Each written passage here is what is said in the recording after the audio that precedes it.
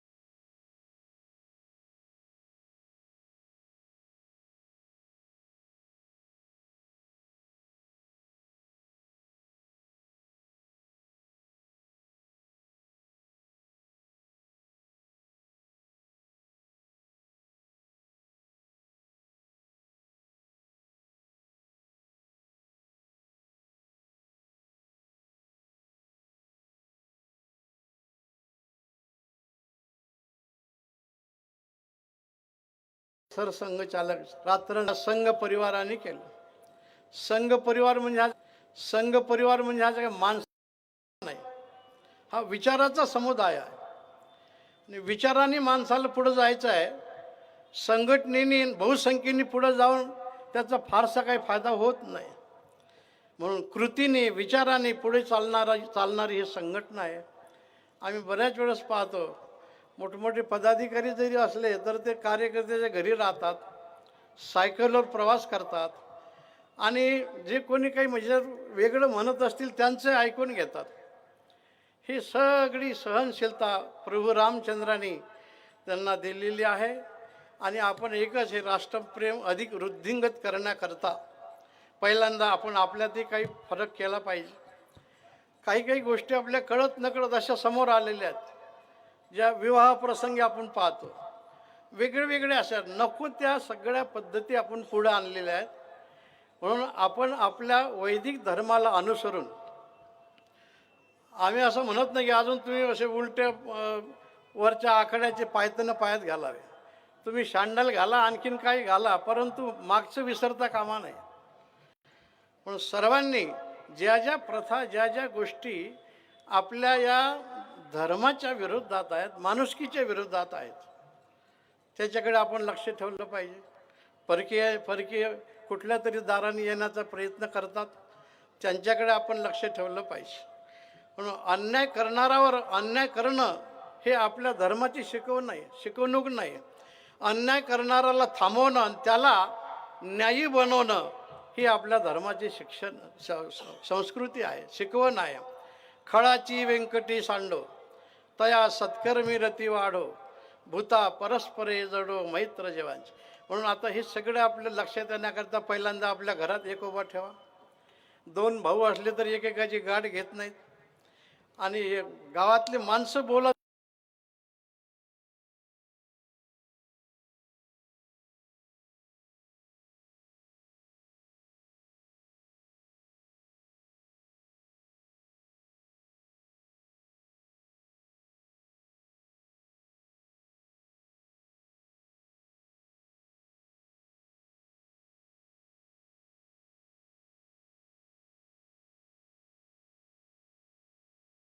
पण भावाभावाचं काही जमत नाही. कशामुळे? आपलं आहे.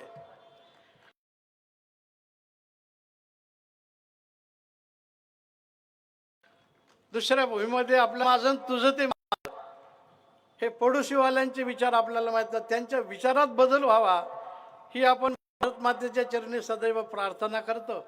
छत्रपती शिवराय, छत्रपती संभाजी महाराज यांचे चरित्र, यांचं जीवन आपण विसरता कामा नये.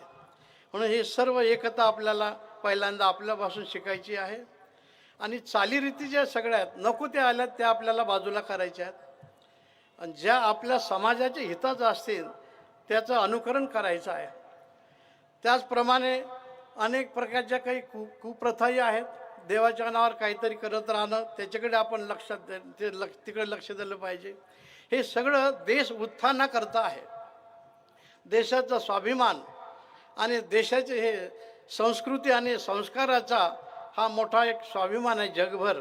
आज आपल्याकडे जगातले लोक ज्या दृष्टीने पाहतात तर ह्या दोन्ही दृष्टीने पाहतात. ह्या सगळ्या गोष्टीचा आपण विचार करणं महत्त्वाचं आहे. पहिल्यांदा आपणही सुधारलं पाहिजे. मग असे आमचा विषय झाला तिथं सरसंघ सालकेजना आमचे शांतिगिरी बाबा, रामगिरी बाबांनी सांगितलं, गोमातेबद्दल बोलले. पण त्यांनी चांगले आपल्याला प्रश्न उत्तरही दिलं आणि समाधानही केलं की आपण ठीक आहे हे तर केलं पाहिजे. पण आता तुम्ही पहा, माणसं 10-10, 4-4 कुत्रे सांभाळते पण गाय सांभाळत नाहीत. म्हणून आपण आपल्या गायीचा सांभाळ करा. नाही झालं तर गावातल्या गावात एखादी संघटना करा. आपण 10 रुपये खर्च केला की सरकार 100 रुपये देत. परंतु ते सगळं आपण योग्य गायीचं रक्षण करणाऱ्याकडे हा दोष आहे. इतर जे काही आपले बांधव आहेत आपल्याला त्यांना दोष देता येणार नाही. आपणच जर नाही गोमातेला दिलं तर कसं काय करता येईल. म्हणून आपली गाय आपली सांभाळा. मग अशी आमच्या संतांनी थोडे शब्द सरसंघजींना सांगितले. तोही प्रश्न आपल्याच हातात आहे. हे सगळं आपण केलं पाहिजे. आणि आपल्या देशामध्ये अनेक जाती आहेत, अनेक धर्म आहेत, अनेक पंथ आहेत, परंतु हे सगळे फक्त नाम, रूप, वर्ण, वस्त्र, खानपान हे भिन्न भिन्न जरी असलं तरी सर्व भारतीय आहोत. ये देश के निवासी सभी जन एक है, रंग रूप वेश भाषा चाहे अनेक है. भारत माता की, प्रभु श्री रामचंद्र भगवान की, सब संतन की.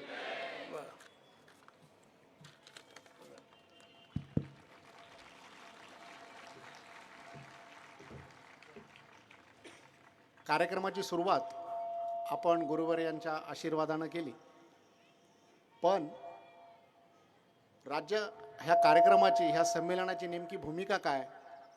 तर राज्य कोणते पुसू नका, जात कोणती पुसू नका. राज्य कोणते पुसू नका, जात कोणती पुसू नका, उद्यानातील फुलास त्यांचा रंग कोणता पुसू नका. ह्या भावनेनं हे संमेलन आयोजित केलेलं आहे आणि त्या संमेलनाच्या पाठीमागची भूमिका सुनीलजी छत्रे आपल्याला सांगतील.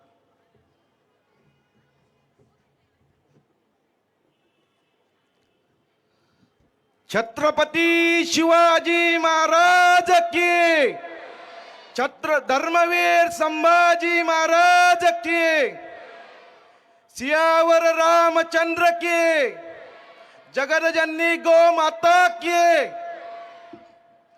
भारत माता की.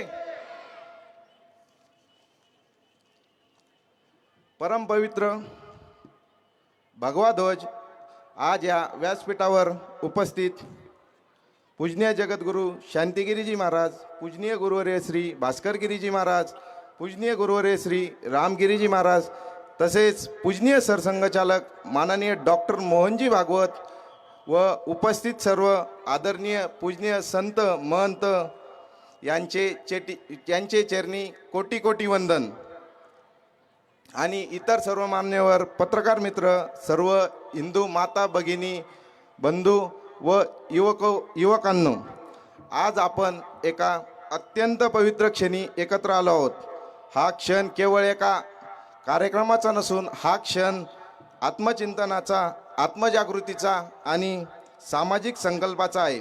आज या राष्ट्रीय स्वयंसेवक संघाच्या शताब्दी वर्षात संत परंपरेच्या मंगल सानिध्यात हिंदू समाज एकत्र येत आहे. ही गोष्टच आपल्या संस्कृतीची महानता सांगते. आजचा हा क्षण सामान्य नाही, तर आजचा हा दिवस इतिहासाच्या पानावर सुवर्ण अक्षरांनी नोंद होणार आहे. समाज जागृतीचे दीपस्तंभ असणाऱ्या आपल्या साधू संतांनी कधी फक्त मोक्षाची भाषा केली नाही.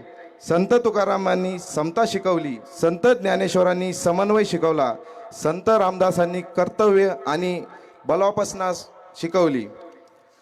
आणि हीच संत परंपरा आज संघ शताब्दी वर्षात आपल्याला पुन्हा एकदा आपल्या कर्तृत्वाची आठवण करून देते. आजचा काळ आपल्याकडून मोठी अपेक्षा करतो आहे. तो आपल्याला विचारतो आहे की तुमची ओळख काय आहे, जात, भाषा की प्रांत. आम्ही आधी हिंदू समाजाचे घटक आहोत आणि हिंदू समाज हा राष्ट्राचा आधार आहे. आजच्या काळात आपल्याला समोर अनेक आव्हाने उभे आहेत. मग ते सामाजिक विघटन असेल, संस्कृतीचे विस्मरण असेल, स्वार्थी विचार असेल किंवा मूल्यांचा ऱ्हास असेल, या सगळ्यांवर उपाय एकच आहे आणि तो म्हणजे संघटित, संस्कारित, जागरूक हिंदू समाज उभा करणे. आज आपल्याला सर्वांसाठी अत्यंत प्रेरणादायी बाब म्हणजे संयमाचे व विवेकाचे नेतृत्व सर्व संत महंत व आदरणीय डॉक्टर मोहनजी भागवत यांची या संमेलनातील उपस्थिती.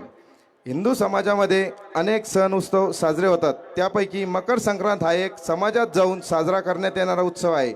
या हिंदू संमेलनाच्या पूर्वतयारीच्या प्रक्रियेत गंगापूर शहरात एक अभूतपूर्व जनजागृती अभियान राबवण्यात आले.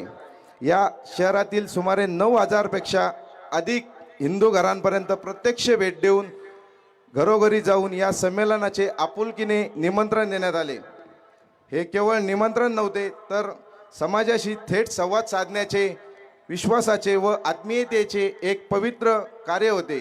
निमंत्रण या अभियानात महिला व मातृशक्तीचा सहभाग विशेष उल्लेखनीय राहिला. मकर संक्रांतीच्या पवित्र पर्वानिमित्त मातृशक्तीला तिळगुळाच्या गुळाचे लाडूचे संकलन करण्याची विनंती करण्यात आली होती.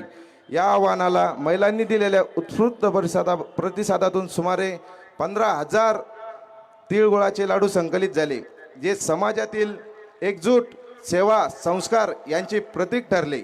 संमेलनाच्या तयारीत मातृशक्ती युवती यांनी केवळ आयोजनापुरते मर्यादित न राहता प्रचार, प्रसार, नियोजन तसेच 12 जानेवारी रोजी काढण्यात आलेल्या बाईक रॅलीमध्ये उत्स्फूर्त प्रतिसाद नोंदवला, प्रत्यक्ष सहभाग नोंदवला. युवक, व्यापारी, माता भगिनींनी, युवती सर्व घटकांनी एकत्र येऊन हे कार्य उभे केले आहे. विशेष बाब म्हणजे 12 जानेवारी स्वामी विवेकानंद जयंती व राष्ट्रमाता राजमाता जिजाऊ जयंती या पवित्र दिनाचे औचित्य साधून या दिवशी संमेलनस्थळी मंडप उद्घाटन व धर्मध्वजारोहणाचा पवित्र सोहळा मोठ्या उत्साहात पार पडला. हा क्षण केवळ कार्यक्रमाचा नव्हे तर हिंदू समाजाच्या आत्मगौरवाचा, संस्कृतीचा, जागरणाचा क्षण होता. या सर्व संमेलन पूर्वतयारीसाठी असंख्य महिला, पुरुष, कार्यकर्ते, युवक, युवती, व्यापारी बांधवांनी अथक परिश्रम घेतले. वेळ, श्रम, वस्तू आणि धनाचे मनापासून योगदान दिले. प्रचार व प्रसार माध्यमांनी ते संमेलनाची योग्यरित्या प्रसिद्धी केली. अशा सर्वांच्या एकजुटीचा, समर्पणाचा आणि सेवाभावाचा बळावर आज हे हिंदू संमेलन साकार होत आहे. बंधूंनो, हा गौरव निश्चितच आहे. त्याहून अधिक तो आपल्या सर्वांच्या जबाबदारीचा क्षण आहे. आज आपण केवळ ऐकायला नाही तर ठरवायला आलो आहोत की हिंदू समाज कसा एकत्र उभा राहील, संस्कृतीचा अभिमान तो कसा बाळगेल आणि तो कशा पद्धतीने आपल्या भारताला विश्वगुरू बनवण्याच्या यात्रेत सहभागी होईल. यासाठी पूजनीय साधू संतांचे आशीर्वाद, सज्जन शक्तीचे मार्गदर्शन आणि समाजाची एकजूट या त्रिसूत्रीवर आपल्या भविष्यातील प्रवास ठरेल. या मंगल आंतरिक भावनेने मी ही प्रस्तावना या पवित्र व्यासपीठावरून सादर केली आहे. भारत माता की जय.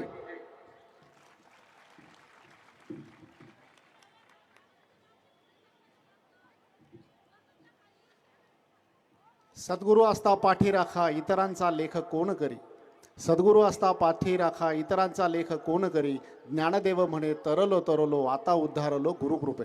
यानंतर परमपूज्य गुरुवर्य रामगिरीजी महाराज श्री सरलाबेट संस्थान हे आपल्याला आशीर्वाद देतील.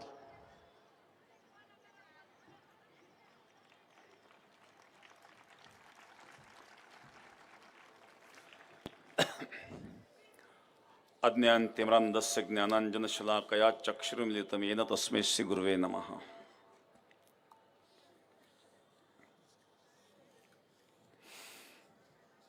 या ठिकाणी हे जे हिंदू संमेलन, या हिंदू संमेलनाकरिता उपस्थित परमश्रद्धेय परमपूज्य डॉक्टर मोहनजी भागवत सरसंघचालक, राष्ट्रीय स्वयंसेवक संघ, महामंडलेश्वर 1008 जगद्गुरू शांतिगिरीजी महाराज, त्याचप्रमाणे परमश्रद्धेय गुरुवर्य महंत स्वामी भास्करगिरीजी महाराज, उपस्थित संत महंत, उपस्थित सर्व राष्ट्रीय स्वयंसेवक संघ यांचे पदाधिकारी, स्वयंसेवक, परिसरातील हिंदू बांधव, आज या गंगापूर शहरामध्ये भव्य असं हे हिंदू संमेलन आयोजित करण्यात आलेलं आहे. संतांचं जे कार्य आहे, तुकोबाराय सांगतात, धर्माचे पालन करणे पाखंड खंडन, हेची आम्हा करणे काम ब्रीद वाढवावे नाम. धर्माचं पालन आणि पाखंडाचं खंडन आजपर्यंत संत करीत आलेले आहेत आणि हेच कार्य वेगळ्या पद्धतीने संघ करीत आलेला आहे.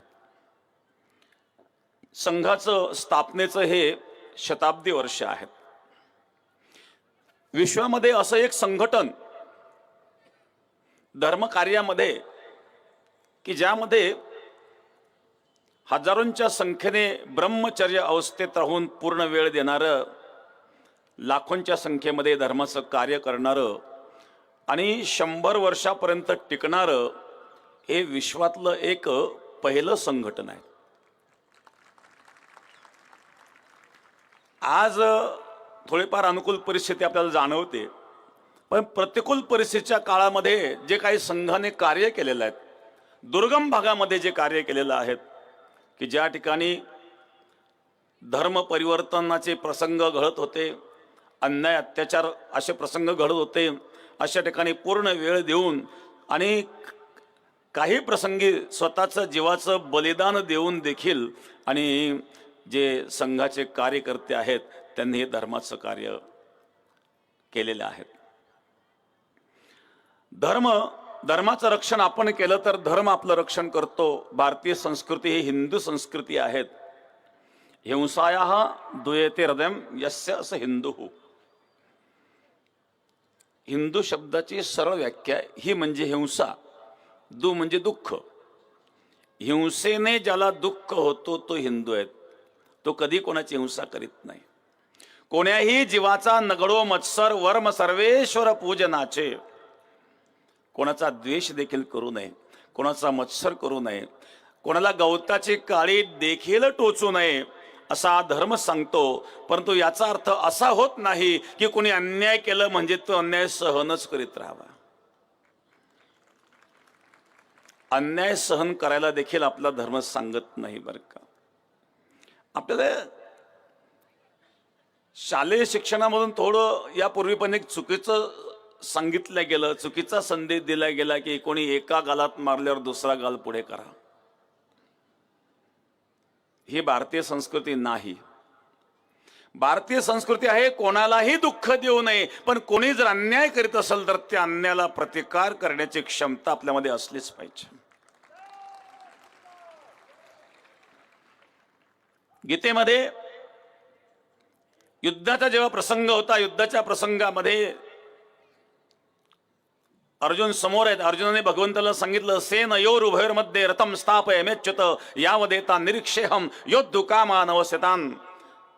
हे भगवान, दोन्ही सैन्याच्या मध्ये माझा रथ नेऊन उभा करा. दोन्ही सैन्याच्या मध्ये रथ नेऊन उभा केल्याच्या नंतर भीष्माचार्य द्रोणाचार्यांना पाहिल्यानंतर अर्जुन मोहित झाला आणि अर्जुनाने सांगितलं, मी युद्ध करणार नाही. का करणार नाही तर सांगितलं, ज्या द्रोणाचार्यांनी मला धनुर्विद्या शिकवली त्यांच्यावर मी बाण कसा चालू.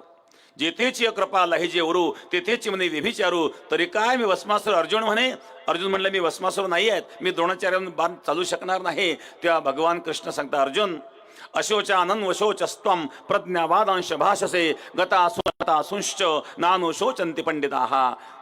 ज्याचा विचार करायला नको तो विचार तू करीत आहे. पंडितासारखं बोलतोय अर्जुन, तू पंडित नाही आहेत. कारण अन्याय करणारी व्यक्ती कोणीही असली तरी अन्यायाला प्रतिकार हा केल्याच गेला पाहिजे. अन्याय सहन करू नये. अन्याय कधीच कोणावर करू नये. आजपर्यंत हजारो वर्षापासून अनेक आक्रांत या धर्म संस्कृतीला नष्ट करण्याकरता आलेत. संस्कृती नष्ट करू शकले नाही. हे जरी सत्य असलं तरी हजारो वर्ष आपल्याला गुलामीमध्ये राहावं लागलं. का गुलामीमध्ये राहावं लागलं तर एक तर यामध्ये आपण संघटित नसल्याचं जाणवतं. संघटन जर असेल, दुसरी महत्वाची गोष्ट धर्माबद्दल जागृती असेल, ज्या ज्या वेळेला काही प्रसंग येईल त्या त्यावेळेला आपण सर्वांनी एकत्रित यावं आणि ते एकत्रित येणं महत्वाचं आहे. आपण पाहिलं बांगलादेशामध्ये काय काय परिस्थिती निर्माण झाली. बांगलादेशामध्ये जे अत्याचार हिंदूंवर होत झालेले आहेत, फार भयानक अशा प्रकारची ती परिस्थिती होती. अनेक पुरुषांनी मिळून एका एका महिलांवर बलात्कार करणे, मुलांची तरुणांची हत्या करणे, घृणित अशा प्रकारचे प्रकार घडले. आणि अशा या एक तर धर्म परिवर्तन करा, नाही धर्म परिवर्तन नसेल होत तर मरायला तयार व्हा, अशा प्रकारचे असणारे जे विचारसरणी आहेत, हे कुठल्याही विचारात हे कधी बसत नाही. आपल्या भारतामध्ये अजूनही बऱ्याच ठिकाणी धर्म परिवर्तनाचे कार्य घडत आहेत. बऱ्याच दुर्गम भागामध्ये कधी कधी जाण्याचा प्रसंग येतो. एकदा राऊरी तालुक्यामध्ये ब्राह्मणी उम्र ब्राह्मणी तिथे एकदा गेलो होतो आम्ही रक्षाबंधनला. तिथं काही आदिवासी समाज आहेत, त्यांचं धर्म परिवर्तन मोठ्या प्रमाणामध्ये घडवलं. आणि तिथं एक आदिवासी महिला होती. त्या आदिवासी महिलेने धर्म परिवर्तन घडवणारे जे फादर होते त्यांच्यावर FIR दाखल केली आणि केस झाल्यानंतर ती व्यक्ती पकडली गेली आणि शेकडो कोटींचं रॅकेट त्यातून उघडं पडलं. हे आम्हाला कळल्यानंतर आम्ही त्या ठिकाणी गेलो होतो. त्या माता भगिनीला भेटलो. रक्षाबंधनचा दिवस असल्यामुळे राखी बांधण्याकरता आम्ही गेलो आणि सांगितलं, हे ताई, आपण जे काही हिंमत केलेली आहे निश्चित आपल्या हिमतीला दाद दिली पाहिजे. बरं, असं का घडतं? ह्याच्या पाठीमागं काही कारणं अशी आहेत. हे आपलेच बांधव आहेत, पण आपण जेव्हा त्यांच्याकडे दुर्लक्ष करतो. दुर्गम भागामध्ये जर आपण गेलो, काही गोरगरीब लोक असतात, आपलेच आहेत, पण त्यांना जी सन्मानाची वागणूक आपण द्यायला पाहिजे ते आपल्याकडून दिल्या जात नाही. आणि त्याचा गैरफायदा काही विधर्मी लोक घेतात. आणि म्हणून कुत्रा आपण घरात सांभाळू शकतो, मांजर घरात सांभाळू शकतो, मग माणसाला सन्मान का देऊ शकत नाही? शेवटी मनुष्य कुठल्याही जातीचा कुठलाही असला तरी तो कुत्र्यापेक्षा मांजरीपेक्षा तर श्रेष्ठच आहे ना. आणि म्हणून जातीवाद हा आपल्यातून समूळ नष्ट झाला पाहिजे. जातीयवादाचं पूर्ण उच्चाटन झालं पाहिजे आणि धर्माचं पालन करण्याकरिता निश्चित सर्वांनी एकत्रित यावं. दुसरी महत्वाची गोष्ट, ज्या देशात आपण राहतो त्या देशाबद्दल प्रेम असणं गरजेचं आहे. देशप्रेम जर आपल्यामध्ये नसेल तर कुठल्याही निमित्ताने आपण एकत्रित येणार नाही. आणि म्हणून देश सर्वप्रथम हा भाव मनामध्ये ठेवावा. धर्म परिवर्तन ज्या ज्या ठिकाणी होत असेल अशा ठिकाणी आपण सर्वांनी एकमेकाला सहकार्य करावं. प्रत्येकाने आपल्या धर्माचं पालन करावं. कोणी कोणाच्या धर्माचा द्वेष करू नये, इतर धर्माचा आदरही करावा. आणि ज्या वेळेला 2 वर्षापूर्वी सद्गुरू गंगागिरी महाराजांच्या सप्ताहामध्ये याच बांगलादेशामध्ये घडलेल्या अन्याय अत्याचाराच्या विरोधामध्ये आम्ही आवाज उठवला त्यावेळेला, आणि अशा प्रकारची परिस्थिती निर्माण केल्या गेली. मुस्लिम विरोधी आम्ही असल्याची. मुस्लिम विरोधी आम्ही नाही, परंतु मदरशांमध्ये आणि असणाऱ्या मुलांना चुकीच्या पद्धतीने मार्गदर्शन करून अन्याय अत्याचाराकडे ढकलण्याचा प्रयत्न कोणी एखाद्या मौलाना करीत असेल तर अशा व्यक्तीला निश्चित विरोध करणं हे आम्ही आमचं कर्तव्य समजतो. धर्म कोणताही चांगला असतो, पण त्या धर्मामध्ये असणारे जे अराजक तत्व आहेत त्या अराजक तत्वांना आमचा विरोध आहे आणि तो पुढेही असणार आहे. कोणत्याही, माझं तर मत असं आहे की जे आमचे मुस्लिम बंधू आहेत, जे राष्ट्रप्रेमी असणारे मुस्लिम बंधू आहेत, त्यांनी स्वतः पुढे येऊन या अशा गोष्टींना विरोध केला पाहिजे. आपल्या भारतीय संस्कृतीमध्ये सुद्धा काही वेळेला काही कारणाने ज्या काही विकृती निर्माण झाल्या त्या त्या वेळेला समाज सुधारक पुढे आलेत आणि त्या विकृती दूर करण्याचा प्रयत्न केला. तसं प्रत्येक धर्मामध्ये, आणि जर काही विकृती आली असतील तर आधी त्याच धर्मातील लोकांनी समोर येऊन त्या विकृती दूर करण्याचा प्रयत्न केला पाहिजे. म्हणजेच आपल्याला सलोख्याचं वातावरण निर्माण होईल. सर्वच एका देशातले आपण आहोत, भारत मातेचे आपण पुत्र आहोत, आणि म्हणून सर्व धर्मियांनी एकमेकाशी गुण्या गोविंदाने राहावं. हेच कार्य आजपर्यंत सनातन संस्कृतीने केलेलं आहे.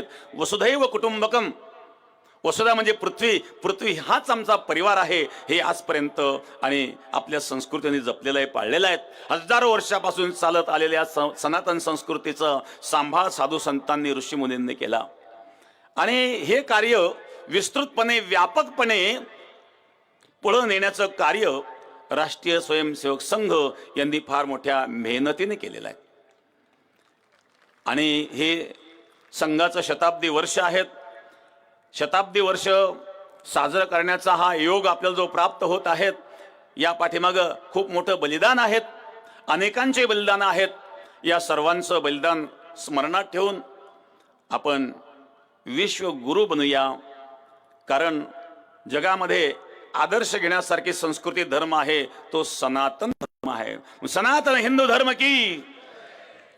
तर अशा प्रकारे या सनातन हिंदू धर्माचं जे काही संस्कार असतील ते टिकवणं आपलं कर्तव्य आहे. कारण ही संस्कृती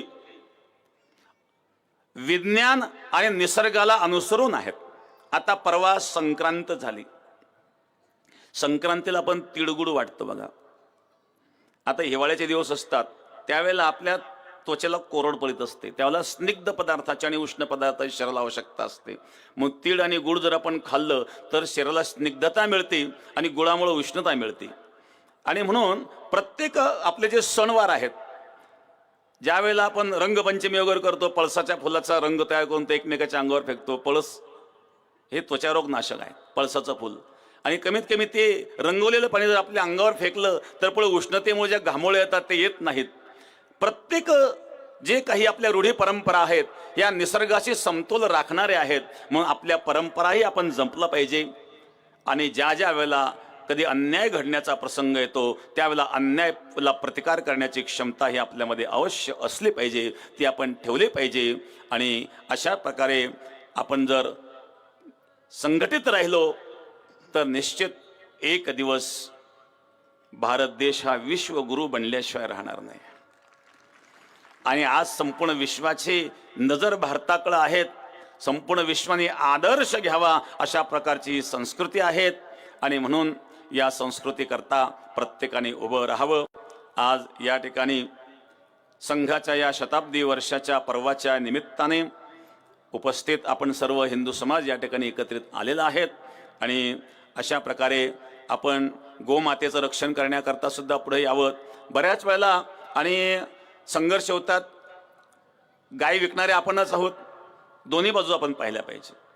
गाय कापणाऱ्यांच्या विरोधात बोलण्यापेक्षा आधी आपण गाय विकू नये, गाय सांभाळावी, गोमातेचं रक्षण आणि संवर्धन करावं. प्रत्येकाने ती काळजी घेतली पाहिजे, म्हणजे गोहत्या बंद होऊ शकते. गोहत्या ज्या देशामध्ये होतं त्या देशामध्ये निश्चित निसर्गाची अकृपा होत असते. मग गोमातेची हत्या होऊ नये त्याकरता गोपालन आणि अंतःकरणातून आपण करावं. आणि ज्या ज्या ठिकाणी चुकीचं काही घडत असेल त्या त्या वेळेला निश्चित आपल्याने सर्वांनी पुढं यावं. आणि हेच संदेश मी आपल्याला या ठिकाणी देऊन वाणीला विश्राम देतो.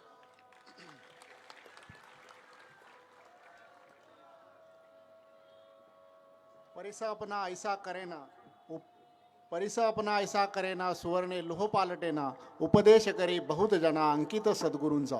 यानंतर परमपूज्य जगद्गुरू श्री श्री 1008 स्वामी शांतिगिरीजी महाराज, जगद्गुरू श्री संत जनार्दन स्वामी आश्रम श्री क्षेत्र वेरूळ हे आपल्याला आशीर्वाद देतील.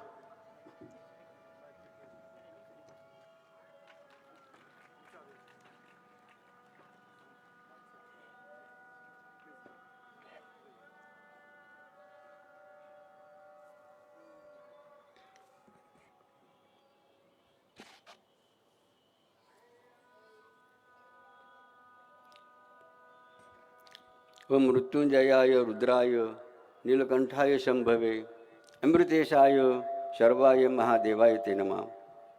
अच्युत केशव विष्णुर्हरी सत्यम जनार्दनम हंस नारायणम चैमंगाष्टकम नाम शुभम. केशवम क्लेशनाशाय दुःखनाशाय माधवम श्रीहरी पापनाशाय गोविंद मोक्षदायकम. ध्यानमूलम गुरुर्मूर्ती पूजामूलम गुरुपाद मंत्रमूलम गुरुर्वाक्य मोक्षमूलम गुरुकृपा. पूजा सत्यम मंत्र सत्यम सत्यम देवम निरंजनम गुरुवाक्य सदा सत्यम सत्यमेकं परमपदम. अन्यथा शरणं नास्ति तमेव शरणं मम तस्मात् कारुण्य भावेन रक्ष रक्ष महेश्वरा. वक्रतुंड महाकाय सूर्यकोटि समप्रभ निर्मल कुरु मे देव सर्वकार्ये सर्वदा. सर्वमंगल मांगल्ये शिवे सर्वार्थ साधिके शरण्य त्र्यंबके गौरी नारायणी नमस्तुते. मनोजव मारुततुल्य वेगम जितेंद्रिय बुद्धिमतां वरिष्ठम वातात्मजं वानरितमुख्यं श्रीरामदूतं शरणं प्रपद्ये. गुरु ब्रह्मा गुरु विष्णू गुरुर्देव महेश्वरा गुरु साक्षात परब्रह्म तस्मै श्री गुरुवे नमः. गुरु ब्रह्मा गुरु विष्णू गुरुदेव जनेश्वरा गुरु साक्षात जनार्दन स्वामी तस्मै श्री ओम जनार्दनाय नमः.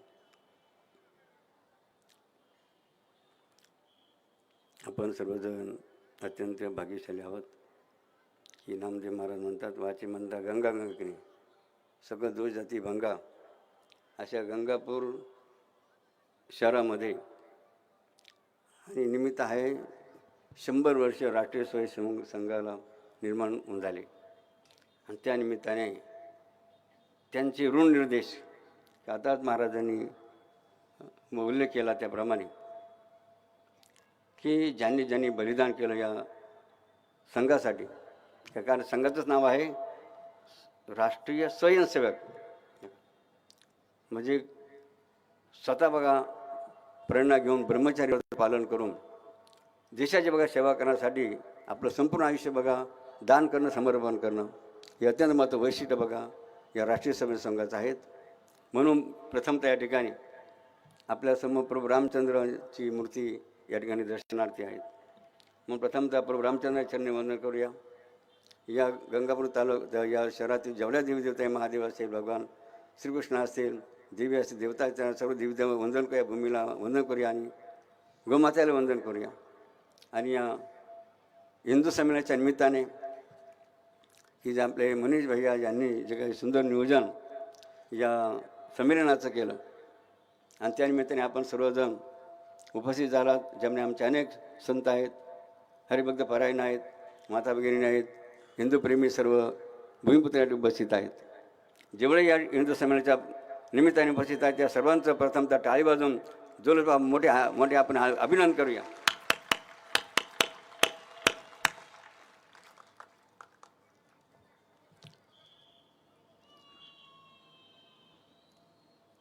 आज या हिंदू संमेलन प्रसंगी की का महाराष्ट्र ही संतांची भूमी आहे आणि त्या संत परंपरेमध्ये अनेक संत या ठिकाणी होऊन गेले, त्यांनी आपलं समर्पण या देशासाठी या नवीन विश्वासाठी केलेलं आहे. त्यामधीलच आपल्याच्या छत्रपती संभाजीनगर जिल्ह्यातील वैजापूर तालुक्यातील दहेगाव येथील बघा जनार्दन स्वामी त्यांनी सुद्धा बघा जे काय 16 वर्ष तपश्चर्या करून भगवान शंकराला प्रसन्न करून घेतलं आणि जो उपदेश बघा या आपल्या सर्व समाजाला केला तो अत्यंत महत्त्वाचा आहे. ज्यासाठी हा संघ निर्माण झाला आहे तेच तत्त्व जनार्दन स्वामी समाजासाठी अनेक वेळा आपल्या प्रवचनात सांगलेले आहेत. जसं जनार्दन स्वामींनी पहिलं तत्त्व सांगितलं या संपूर्ण समाजाला की परदाराचा त्याग भाग सांगितला. म्हणजे आपली हिंदू संस्कृती म्हणते स्त्रियांनी पतिव्रता राहावं. त्या अनुषंगाने बघा प्रत्येकास किती महत्त्वाचा उपदेश बाबाजींनी केला की पतिव्रताचा भाव तिचा पतीला देव. आज हिंदू धर्म काय असतो बघा स्त्रियांसाठी. हा पहिला मुद्दा बघा बाबाजींनी आपल्या सर्व समाजाला शिकवला. कशाचा परदाराचा त्याग. नंतर बाबाजींनी बघा सांगितलं की परधनाचा त्याग भाग सांगितला. परधना त्याग म्हणजे कोणाच्या बघा फुकटचं घ्यायचं नाही. जशी सर्व स्वयंसंघ मंडळी ती स्वतः त्या ठिकाणी कष्ट करून जसं मनीजी भाई सुंदर असं श्रीकृष्ण गोदाम या ठिकाणी तयार करून अनेक गायींची सेवा करीत आहेत. जर टाळ्यावरून त्यांचं अभिनंदन केलं पाहिजेत. आताच महाराजांनी या ठिकाणी आपल्या संदेशामध्ये उल्लेख केला की कुत्रे मांजर तुम्ही जर पाहू शकता की नाही तर गोमाता आपण काय गोमाते का सेवा केली पाहिजे की नाही. आणि मी आपले या ठिकाणी राष्ट्रीय स्वयंसंघाचे सरसंघ चालक की ज्यांचं नावच काय आहे मोहनजी भागवत. ज्यांना बघा कोणताही मोह नाही, काही कोणता मोह नाही, फक्त मोह कोणता आहे देशाच्या सेवेचा मोह आहेत. आणि म्हणून टाळीवान असा मोह बघा मोह न ज्यांना कोणताही मोह नाही की नाही असे बघा. आणि आता भास्करी महाराजांनी त्यांचा उल्लेख केला की संपूर्ण बघा आयुष्य ब्रह्मचर्याच्या व्रतामध्ये राहून संपूर्ण विश्वामध्ये हिंदू धर्माविषयीचं मार्गदर्शन करून या भारतात कशी शान वाढेल असा प्रयत्न बघा मोहनजी भागवतांनी मी असतो. म्हणून पुरुष आपण त्यांचं टाळीवर अभिनंदन करूया लक्षात. अशा रीतीने दुसरा मुद्दा बाबाजींसारख्या संतांनी सांगितला की परधराचा त्यान बघा. या विषयामध्ये आपण पाहतो धनामुळे काय होतं की नाही. किती महत्त्वाचा मुद्दा बाबाजींनी सांगितला की फुकटचं घेऊ नका, सरळ कष्टाचं घ्या बघा. हा दुसरा मुद्दा चतुसूत्रीमध्ये बाबांनी सर्व समाजाला दिला. त्याप्रमाणे तिसरा बघा मुद्दाचा बाबाजींनी सांगितला बघा, ही बघा परान्नाचा त्याग वा परान्नाचा त्याग. याच्यामध्ये बघा बऱ्याचशा लोकांना गैरसमज होतो की नाही. बाबाजींनी या जगामध्ये दोनच जाती सांगितल्या बघा. आता आपण जगामध्ये अनेक जाती पाहतो की नाही. मग दोनच जाती बाबाजींनी किंवा संतांनी काय सांगितल्या म्हणे, एक नास्तिक जाती आणि दुसरी आस्तिक जाती आहे म्हणा. दोन जाती फक्त संतांनी कोण सांगितलं, आस्तिक आणि नास्तिक. मग कोणाचं खायचं सांगितलं, जे आस्तिक असतील त्यांचंच खायचं, जे नास्तिक असतील त्यांच्या घरचं खायचं नाही. म्हणजे आपली बुद्धी भ्रष्ट होणार नाही बघा. असा त्या ठिकाणी दुर्योधनाचा उल्लेख करून बाबाजींनी उल्लेख केला शादी की दुर्योधनाचं अन्न कोणी खाल्लं होतं, भीष्माचार्य बघा. म्हणून त्या अनुषंगाने परान्नाचा त्याग बघा किती साध्या साध्या आपल्या जीवनामध्ये लागणाऱ्या गोष्टी सहज बोलले ह्याच्या उपदेशाच्या माध्यमातून बाबासाहेब संतांनी बघा या समाजाला ही प्रत्येकाचा बघा उद्धार व्हावा, प्रत्येकाला एक शांती समाधान लाभावं, यासाठी बघा हे तत्त्व बाबाजींनी वेगवेगळा सांगितले आहेत. आणि तिसरा शेवटचा मुद्दा महत्त्वाचा चौथा परनिंदेचा त्याग बघा बाबांनी सांगितला की कोणाची निंदा करू नका. की आता सांगितलं कोणाही जीवाचा न कर मत्सर्गी. मात्र त्याबरोबर महाराजांनी सुंदर उल्लेख केला, अन्याय जरूर करावा, मात्र अन्याय मात्र सहन करू की नाही. आणि अशा रीतीने बघा आज या हिंदू संमेलनाच्या निमित्ताने आपण सर्वजण ते बघा ती पाठीमागे जे उभे वर्गात उभे लक्षात घ्या. आपण सर्वजण जर बाबांना असं वाटतं बघा, जर आपण जर बसले जागेवर तर बघा बरं वाटेल बरं का. खाली जागेवर बसा बघा, कारण आपण अत्यंत मोलाचा वेळ देऊन या हिंदू संमेलनासाठी आलेला आहात की नाही. आणि म्हणून असं म्हणतं हसा केला म्हणून शिस्त पाळा की नाही. म्हणून जी मागे उभी आहे ती मंडळी बाबांना वाचतं बघा आमच्या सर्व संतांनी आनंद होईल. खरं आपण या दोन शब्दाचा लाभ जर घेतला तर एक शब्द बघा तुमचं जीवनाचं कल्याण करू शकतं. आणि ते कसं बघा आपण ऐकावं हा त्यातला महत्त्वाचा मुद्दा आहे.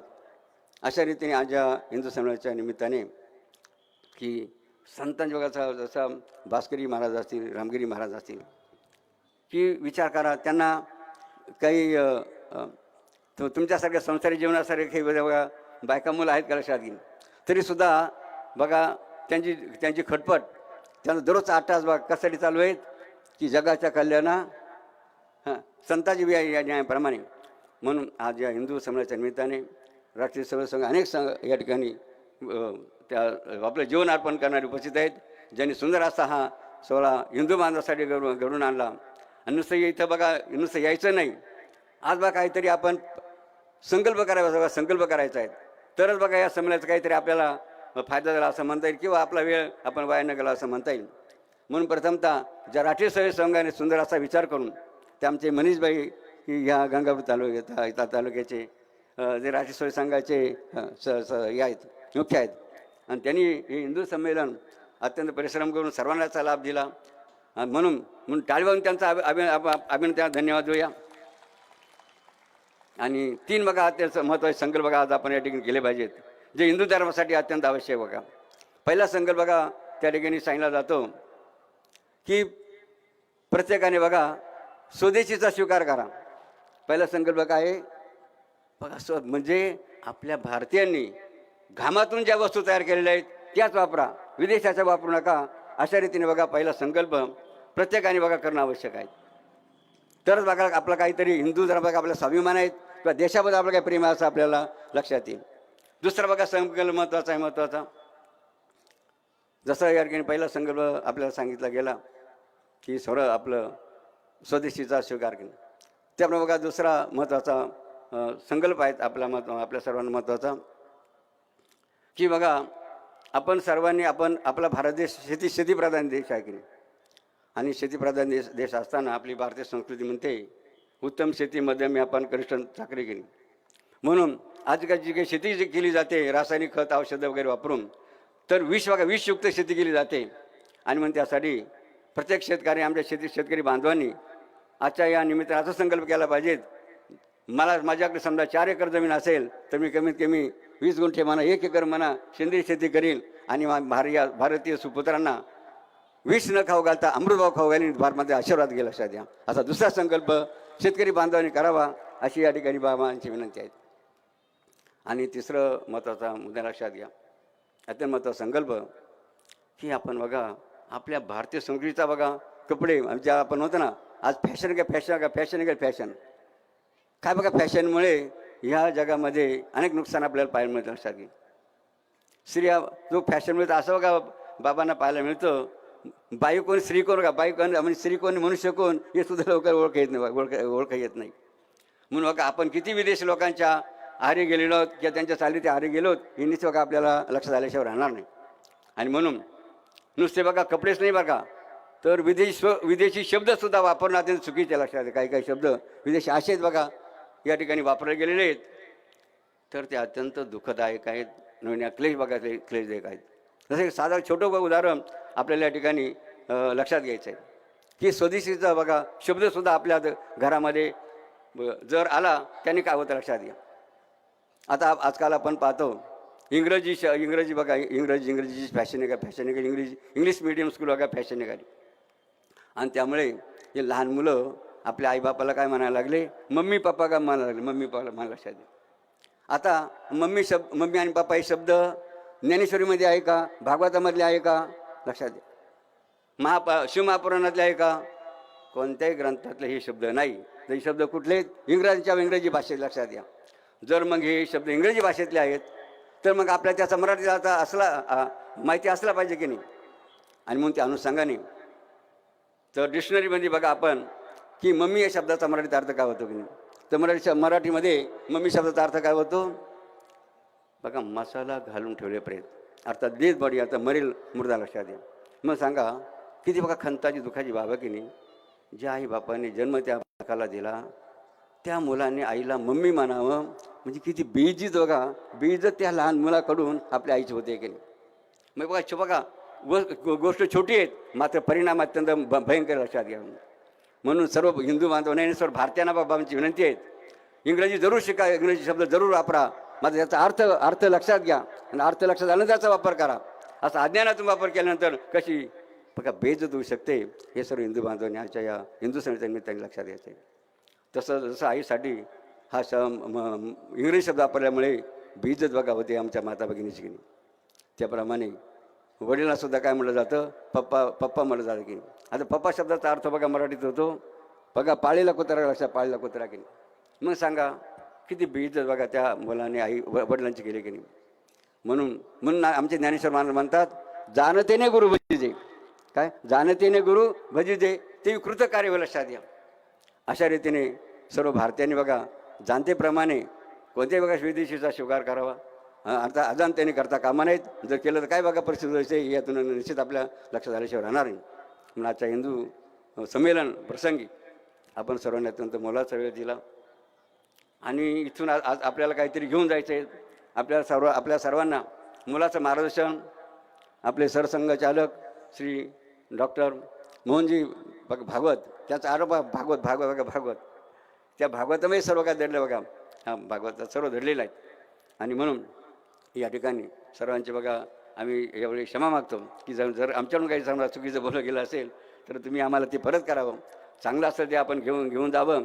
मात्र विनंती, आत्ताची विनंती अशी एवढीच आहे शेवटची की आपण काय करा, संकल्प बघा, हे 3 संकल्प बघा बाबांचा चॅलेंजरमध्ये सर्वांना जे 3 संकल्प करतील आणि निश्चित बघा त्यांच्या जीवनामध्ये आनंद समाधान झाल्याशिवाय राहणार नाही. पूर्णमदा पूर्णमिदं पूर्णात् पूर्णमुदच्यते पूर्णस्य पूर्णमादाय पूर्णमेव शिष्यते सर्वेच सुखिनः सन्तु सर्वे सन्तु निरामयां सर्वे भद्राणि पश्यन्तु मा कश्चित् दुःखमापनुयात्. हरि ओम. शांती शांती शांती. भारत माता की वंदे.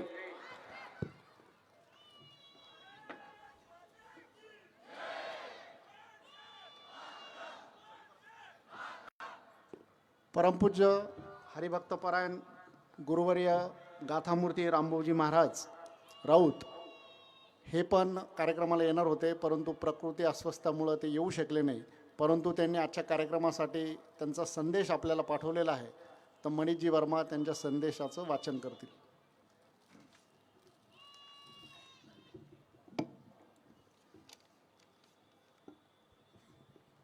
परमपूज्य गुरुवर्य गाथामूर्ती रामभाऊजी राऊत महाराज यांनी त्यांची प्रकृती अस्वस्थ असल्यामुळं या कार्यक्रमाला उपस्थित राहू शकले नाही, परंतु त्यांनी आवर्जून आपल्याला या सगळ्या कार्यक्रमासाठी त्यांनी संदेश दिलेला आहे. त्यांचा संदेश मी वाचून दाखवतोय. आदरणीय मंचाधीश सर्व संत महंत पूजनीय सरसंघचालकजी. नमामि सद्गुरु शांतम सच्चिदानंद विग्रहम पूर्ण ब्रह्मा परानंदम ईशमाळांदी वल्लभेम. वैदिक सनातन धर्माच्या संवर्धनासाठी व देशाच्या विकासासाठी आणि उत्थानासाठी ज्या विचाराची नितांत गरज आहे असा विचार देण्याकरिता ही थोर मंडळी गंगापूरला आली आहेत. हे गंगापूरवासियांचे परमभाग्य आहे. तो विचार ऐकून आचरणात आणण्याचा प्रामाणिक प्रयत्न आपण प्रत्येक गंगापूरवासियांनी करावा. तसेच हे करण्यासाठी ईश्वरचरणी प्रार्थना करतो. सर्वांना सद्बुद्धी व प्रत्येक नागरिकांना पांडुरंगाचा आशीर्वाद लाभो ही पांडुरंगचरणी प्रार्थना या संपूर्ण हिंदू संमेलनास पांडुरंगचरणी प्रार्थना करतो की हा हिंदू संमेलन ज्या उद्देशानं या ठिकाणी आयोजित केलेला आहे तो उद्देश सफल व्हावा ही पांडुरंगचरणी पुन्हा प्रार्थना. श्री हरी विठ्ठल.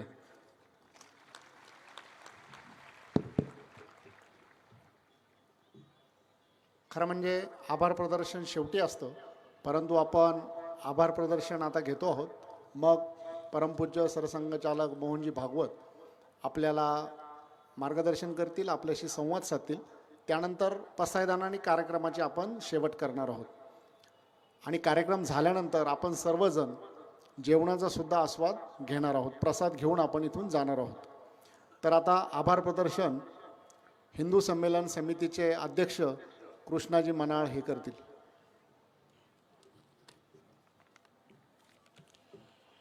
जय श्रीराम.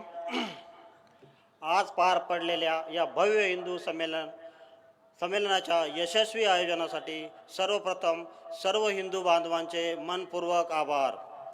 आपल्या उत्स्फूर्त प्रतिसादामुळे मोठ्या उपस्थितीमुळे हे संमेलन अत्यंत प्रेरणादायी व ऐतिहासिक ठरले. या संमेलनास उपस्थित राहून मार्गदर्शन केल्याबद्दल माननीय प्रमुख वक्ते, संत, महंत या सर्व मान्यवरांचे विशेष आभार. कार्यक्रम यशस्वी करण्यासाठी अहोरात्र परिश्रम घेतलेल्या हिंदू संमेलन समितीतील सर्व पदाधिकारी, स्वयंसेवक, मातृशक्ती यांचे मनपूर्वक आभार. सर्व ज्ञात अज्ञात व्यक्तींनी संमेलन यशस्वी होण्यासाठी मदत केली त्यांचेही मनपूर्वक आभार. तसेच सर्व पत्रकार बांधव, प्रशासन, पोलीस यंत्रणा व सर्व दानशूर बांधवांचे आम्ही ऋणी आहोत. भारत माता की जय. आपण नेहमी प्रार्थनेमध्ये म्हणतो की आपला भारत हा विविधतेने नटलेला आहे. विविध प्रकारच्या आपल्याकडच्या रूढी, विविध प्रकारच्या परंपरा, विविध प्रकारचे खाद्यपदार्थ, विविध प्रकारची वेशभूषा, म्हणजे भाषा, भूषा, भोजन, भजन, भुवन असं सगळं वेगळं असताना पण जर आपल्या प्रत्येकाला आपली जर एक आयडेंटिटी सांगायची असेल, आपली एक ओळख सांगायची असेल तर ती काय आपण सांगायला हवी किंवा ती काय असायला हवी? तर हिंदू तन मन हिंदू जीवन, हिंदू तन मन हिंदू जीवन, रगरग हिंदू मेरा परिचय. आणि हाच ज्यांच्या जीवनाचा परिचय आहे असे परमपूज्य सरसंघचालक माननीय मोहनजी भागवत आता आपल्याशी संवाद साधतील.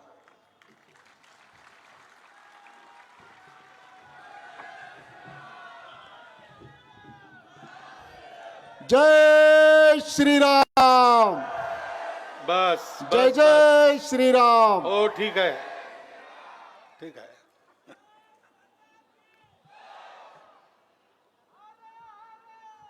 परमश्रद्धेय श्री भास्कर गिरीजी महाराज, परमश्रद्धेय श्री रामगिरीजी महाराज, परमश्रद्धेय श्री शांतिगिरीजी महाराज, उपस्थित सर्व पूज्य श्रद्धेय संतचरण, नागरिक सज्जन, माता भगिनी, आपण हिंदू आहोत याबद्दल इथे असलेल्या कोणाच्या मनात काही संशय नाही आहे. तीच आपली ओळख आहे. पण आपण हिंदू आहोत म्हणजे काय आहोत? पहिली गोष्ट, हिंदू समाज हा भारत देशाकरता जबाबदार असणारा समाज आहे. भारत देशाचं काही जर बरं वाईट झालं तर त्याचा जाब जे स्वतःला हिंदू म्हणवतात त्यांना विचारण्यात येईल. कारण भारत हे केवळ भौगोलिक नाव नाही आहे. भारत या नावाने एक स्वभाव आहे.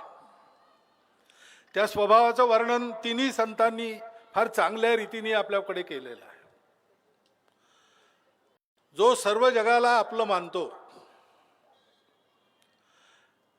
पूजा, वेशभूषा, खानपान, भाषा, जाती उपजाती या सगळ्या विविधता असल्या तरी त्या सर्व विविधतांचा सन्मान स्वीकार करून आपली जी विशिष्टता आहे त्याच्यावर पक्का राहून मार्ग वेगळे असले तरी ते भांडणाचं कारण होऊ शकत नाही. वेगवेगळ्या मार्गावर चालणारे आपण सगळे मिळून मिसळून राहू अशा प्रकारचा ज्यांचा स्वभाव आहे त्यांना हिंदू म्हणतात. तो स्वभाव भारताचा स्वभाव आहे, परंपरेने चालत आलेला स्वभाव आहे. आणि अशा स्वभावाचं रक्षण ज्यांनी पिढ्यानपिढ्या युगानुयुगे केलेलं आहे. परकीय आक्रमण आली, कत्तली झाल्या, तरी तो धर्म मिटू दिला नाही. तो स्वभाव, धर्माचा एक अर्थ स्वभाव हाही आहे, तो स्वभाव ज्यांनी राखून ठेवला सर्व प्रकारच्या परिस्थितीतून. वैभव संपन्न होते तेव्हाही, विपत्तीत होते तेव्हाही, सर्वस्व गमावलं पण हा स्वभाव नाही सोडला. असा जो समाज परंपरेने या देशाला आपली मातृभूमी मानून इथे राहतो त्या समाजाला हिंदू म्हणतात. आणि त्यांच्या या देशाला या स्वभावामुळेच भारत म्हणतात. असे आपण सगळे हिंदू आहोत. आणि आपण जर चांगले हिंदू असलो, पक्के हिंदू असलो आणि सच्चे हिंदू असलो तर आपला देशही जगामध्ये चांगला, पक्का आणि सच्चा देश म्हणून उभा राहील. आणि मग सगळ्या विश्वाला जे पाहिजे आज ते भारताकडूनच पाहिजे. ते त्याला द्यायला आपण समर्थ होऊ. म्हणून सामर्थ्य, शक्ती ही पहिली आवश्यकता आहे. शक्ती कशाची असते तर बल ही शक्ती आहे. शरीर बळ असेल, सैन्य बळ असेल, शस्त्रबळ असेल, अनेक प्रकार बलाचे आहेत. बल ही शक्ती आहे परंतु केवळ बल नाही. शक्तीचा दुसरा पैलू आहे बुद्धी, युक्ती. तिसरा पैलू आहे नीती. कारण बिना शीलाची शक्ती राहत नाही, ती दुर्जनांची शक्ती होते. सज्जनांच्या शक्तीला शीलाचं पाठबळ असतं, ती शीलावर अधिष्ठित असते. परित्राणाय साधूनां विनाशाय च दुष्कृताम अशा प्रकारची शक्ती सुद्धा शीलावर अधिष्ठित आहे. त्याच्यामुळे चारित्र्य संपन्न लोकांची शक्ती असली पाहिजे. कारण आपण सत्य जाणतो, आपण सगळ्यांना आपलं म्हणतो, सगळे आपले आहेत. दुष्टांना सुद्धा नष्ट व्हायचा शाप देत नाही. उलट आपण म्हणतो खळांची व्यंकटी सांडो, खळ नष्ट होत असं म्हणत नाही आपण, ती आपली परंपरा नाही. पण त्यांचं वाकडे पण जावं एवढं म्हणतो. हे सगळं चांगलं आहे. पण हे चांगुलपण जगाला केव्हा समजतं जेव्हा शक्ती असते. जंगलचा राजा म्हणतात सिंह, तो एकदा गुहेबाहेर पडला. काय लहर आली, राजे लहरी असतातच, त्यांना काय लहर आली माहित नाही. एक ससा दिसला, त्याला पकडलं झडप मारून आणि त्याला गदगदा हलवून विचारलं सिंहाने, सांग जंगलाचा राजा कोण आहे. तो बिचारा बोलायच्या स्थितीत नव्हता, तोंडाला कोरड पडली होती, थरथर कापत होता, अडखळत अडखळत म्हणाल, महाराज हे काय तुम्ही विचारता, यात काही विवाद आहे का, तुम्हीच या जंगलचे राजे आहात, दया करा. मला सोडून दिलं, त्यांनी फेकून दिलं. मग एक कोल्हा दिसला, त्याला पकडलं, त्यालाही 2 थोबाडीत मारल्या. विचार, सांग जंगलचा राजा कोण आहे. कोल्हा म्हणाला, महाराज हे तर तुम्हीच आहात स्वतः सिद्ध, तुम्हाला काही अभिषेकाची कशाची जरूर नाही. विक्रमाधिष्ठित असं तुमचं सत्व आहे, स्वयमेव मृगेंद्रता, तुम्हीच राजे आहात. कोल्हा असल्यामुळे जरा छान चतुरपणाने भाषण करून सिंहाच्या तावडीतून सुटका करून घेतली. मग त्या सिंहाला तो त्या दिवशी छंदच की असे प्राणी दिसले की पकडायचं आणि विचारायचं कोण जंगलचा राजा आहे. ते बिचारे घाबरून सांगायचे तुम्हीच हा. जाता जाता रस्त्यात एक हत्ती आला.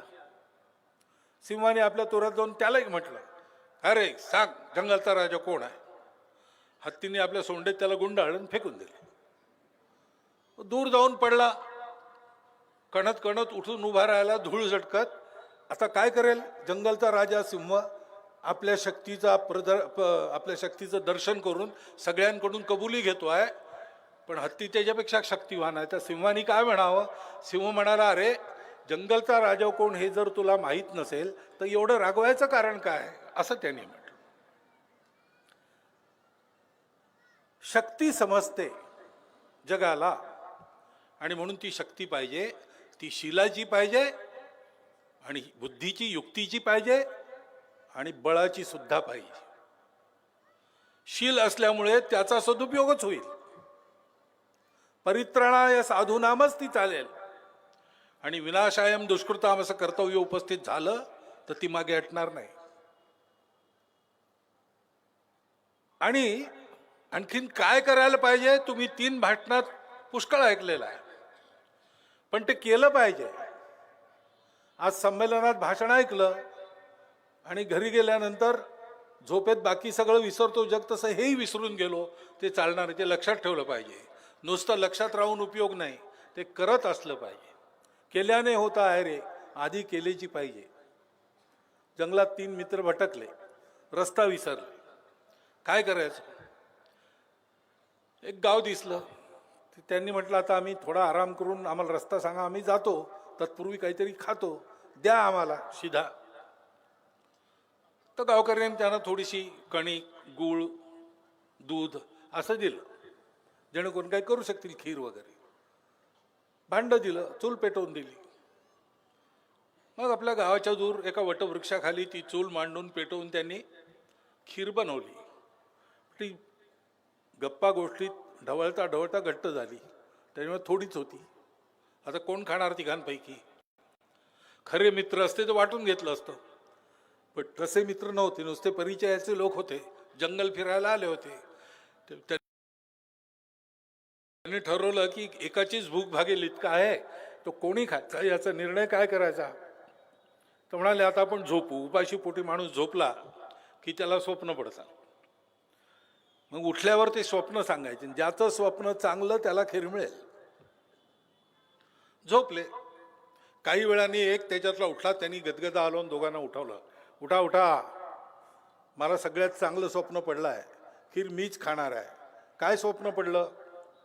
म्हणजे डोळे उघडले स्वप्नात मी, आणि उठून चालायला लागलो. रस्ता शोधत शोधत जंगलाच्या बाहेर पडलो. एक शहर दिसलं.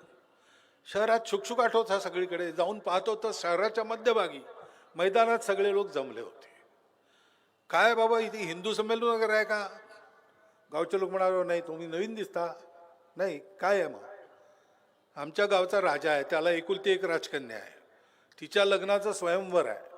आम्ही सगळे मैदानात आहोत आणि राजाचा हत्ती हातात माला घेऊन प्रत्येकाचा वास घेतो आहे. ज्याला हुंगून तो माळ घालेल तो राजाचा जावई बनेल. मी गंमत पाहायला उभं राहिलो. तर तो फिरत फिरत हत्ती माझ्याजवळ आला. त्यांनी एकदा सोंड फिरवली माझ्या अंगावरून आणि मला माझ्या गळ्यात टाकून दिली. मग काय, सगळ्यांनी माझा जय जयकार केला, मला खांद्यावर घेतलं. वाजत गाजत आम्ही राजाच्या राजवाड्यात गेलो आणि तिथे खूप गाजावाजाने माझा त्या राजकन्येशी विवाह संपन्न झाला. ते सगळं राज्य वारसा हक्कांनी मला मिळालं, संपत्ती मिळाली, सुंदर बायको मिळाली. आणखीन काय पाहिजे. याच्यापेक्षा चांगलं कोणचं स्वप्न असू शकतं. तर आता खीर मी खाणार. दुसरा म्हणाला, याच्यात काय, ती सुंदर बायको, तुझं राज्य आणि ती संपत्ती, हे सगळं मान मरातब तू कुठे घेऊन जाणार आहे का. रिकामा हाताने आला, रिकाम्या हाताने जाशील. याच्यापेक्षा काय मोठं नसतं का जगात. मला बघ काय स्वप्न पडलं.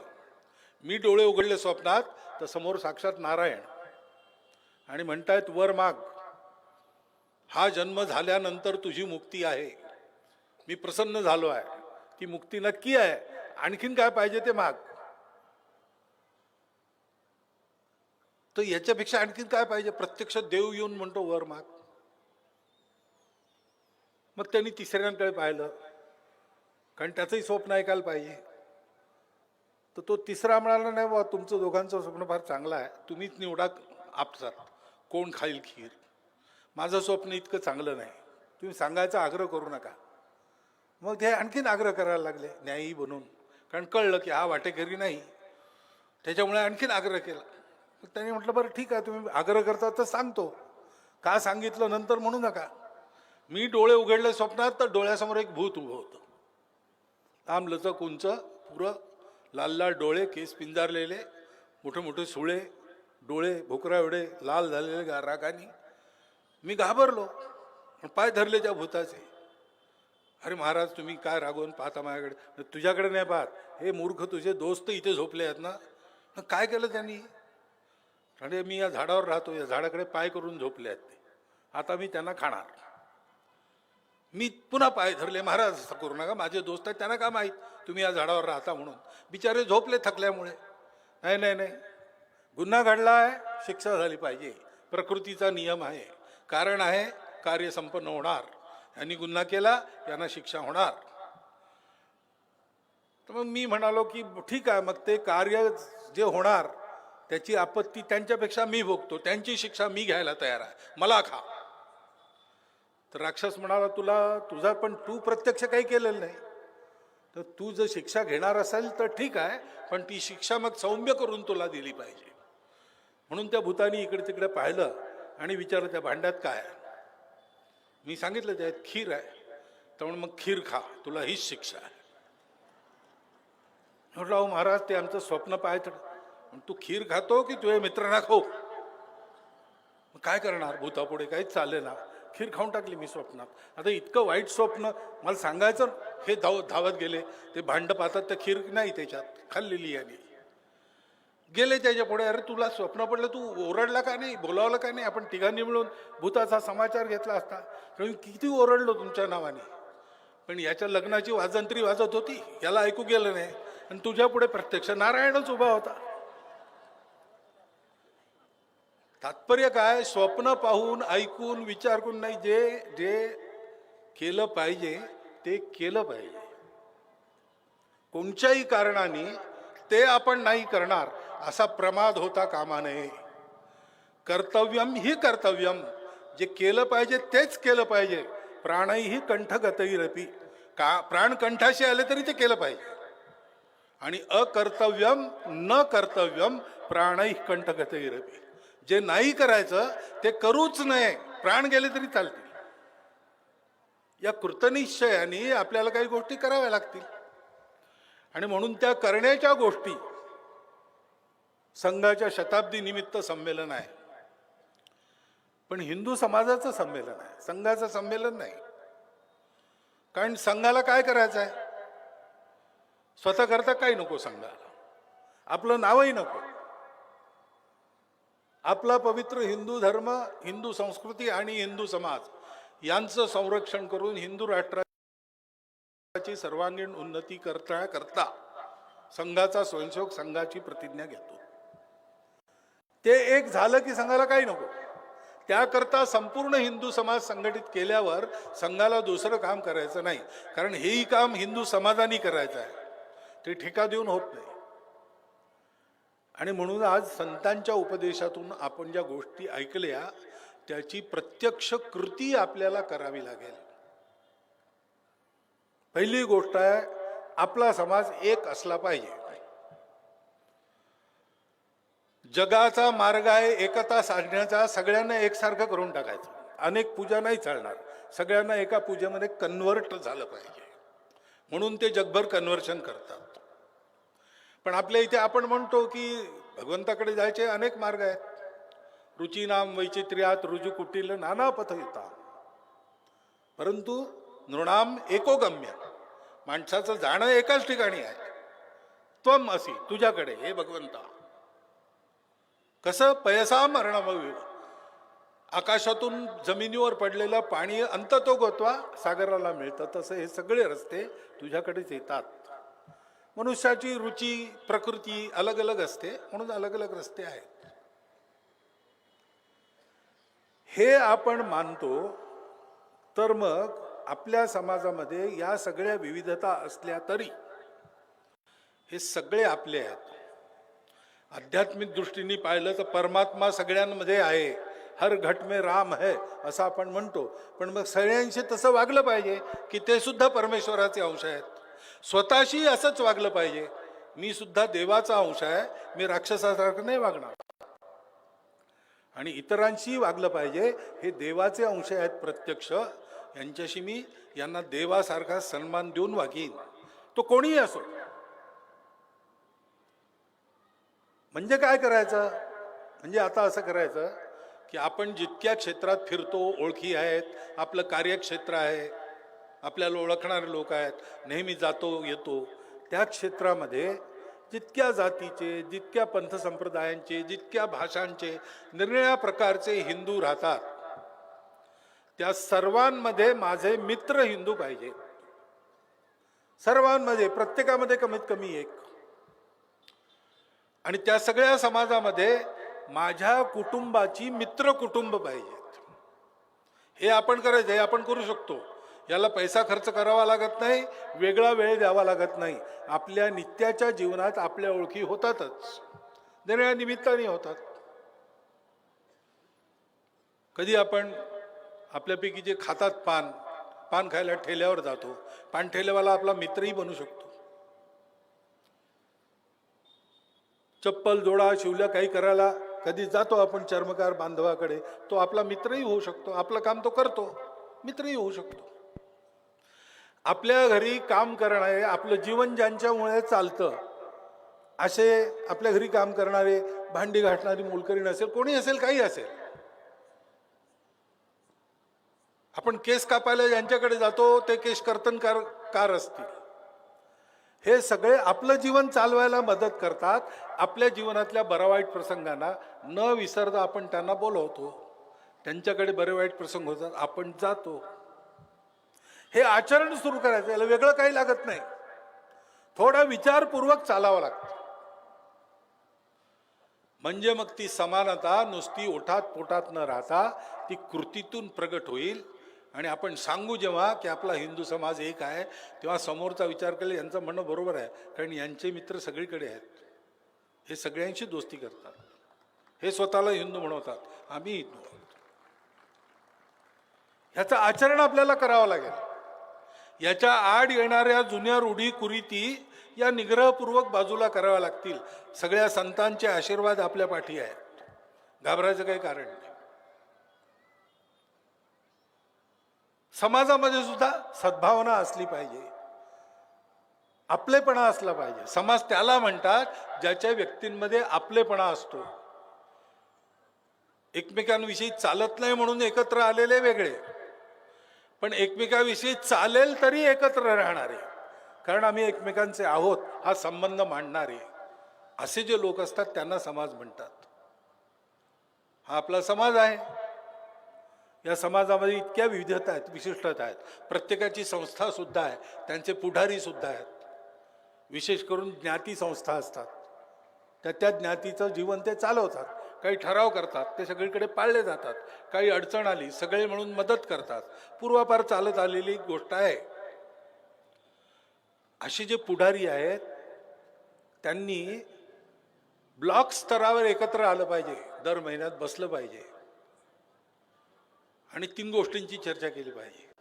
पहिली, आपण आपल्या ज्ञातीमध्ये सुधार करण्याकरता, त्यांची उन्नती करण्याकरता, प्रगती करण्याकरता, त्यांच्यामध्ये आपण एक ज्ञातीचे लोक आहोत, आपण पूर्ण हिंदू समाजाचे घटक आहोत हा भाव उत्पन्न करण्याकरता, आपण या महान भारत देशाचे नागरिक आहोत, आपल्याला काही नागरिक कर्तव्य करणे आहे हा भाव उत्पन्न करण्याकरता काय करतो हा पहिला विषय.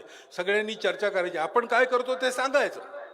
आपण जे सांगतो त्यातून इतरांनाही काही कल्पना प्रेरणा मिळतील, त्यांचं ऐकून आपल्यालाही काही कल्पना प्रेरणा मिळतील आणि एकमेकांचं क्षेमकुशल कळेल. दुसरा विषय, आपण सगळे मिळून आपल्या ब्लॉकमध्ये एखादी समस्या आहे, कशाचा अभाव आहे, त्या अभावाची पूर्ती करण्याकरता ती समस्या मिळून, सर्व मिळून त्याचा उपाय करण्याकरता काय करू शकतो याचा विचार करायचा. आपल्या भरोशावर, आपलं जे समाजाचं बळ आहे त्याच्या भरोशावर शासन प्रशासन आवश्यक असेल तर त्याला अनुकूल करून घेण्याकरता सुद्धा या समाजाच्या एकीच्या बळावर काय करू शकतो ते ठरवायचं, त्याचा संकल्प घ्यायचा आणि तो पूर्ण करायचा आणि पुढल्या बैठकीत त्याचं रिपोर्टिंग करायचं की असंच आपलं ठरलं होतं, त्यानुसार इतकी कृती झालेली आहे.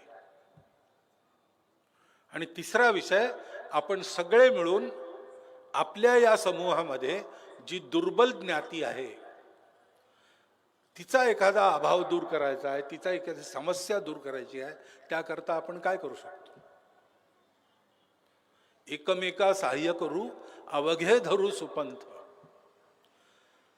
अशी एक सद्भावना बैठक म्हणून एक उपक्रम चालतो.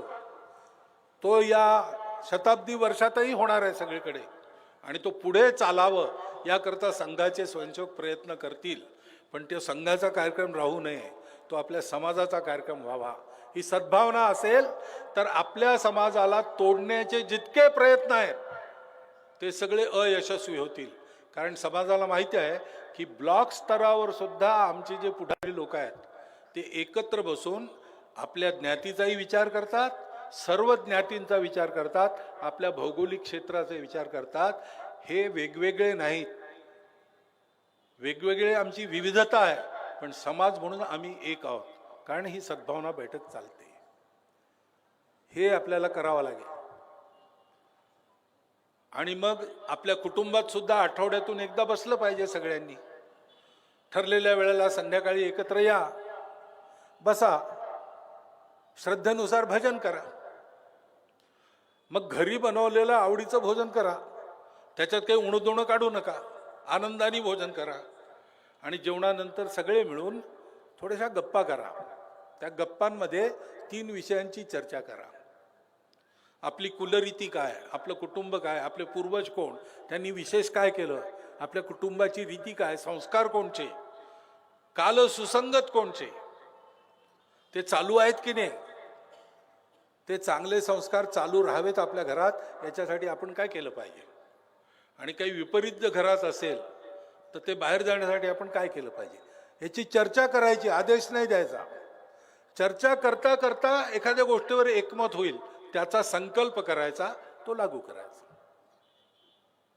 दुसरा विषय असंच, आपला देश कोणचा, आपण कोण आहोत, हिंदू आहोत, आपली परंपरा काय, आपली संस्कृती कोणची, आपले संस्कार कोणचे, काल सुसंगत कोणते संस्कार असले पाहिजेत घरात, ते यावेत याकरता काय करायचं.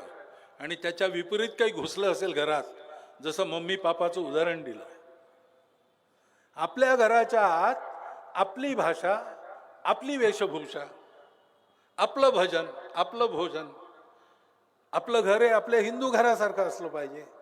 आणि आपण इकडे तिकडे फिरतो, फिरायला जातो, आजकाल पैसे साचवून किंवा सुट्टी साचवून सोपं झालं आहे. सिंगापूरला जातो, पॅरिस जातो, जा, हरकत नाही, सगळं जग पहा.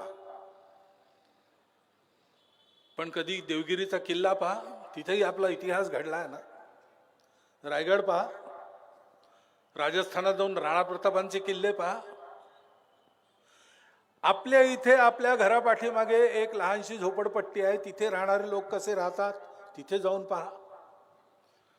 आपल्या घरात काम करायला कोणी येते मोलकरणी, तिच्या घरी जाऊन ती कशी राहते, तिची मुलं काय आहेत, शिकतात कशी, काय अवस्था आहे पहा. ह्या सगळ्या पाहून समजायच्या गोष्टी आहेत आणि त्याकरता काही करायच्या गोष्टी आहेत. हे भ्रमण सुद्धा आपलं असलं पाहिजे. चर्चा करायची. नवी पिढी आहे ती प्रश्न विचारेल, त्यांना उत्तर देता आलं पाहिजे. नवी पिढी आहे तिला कोणची गोष्ट लादलेली चालत नाही, पण आपल्या सुदैवाने ती इतकी चांगली आहे की तिच्या मागचा तर्क पटवून सांगितला तर त्यांना तो कळतो आणि ते तसं वागतात. आपल्यापेक्षा कदाचित जास्त प्रामाणिक आहे.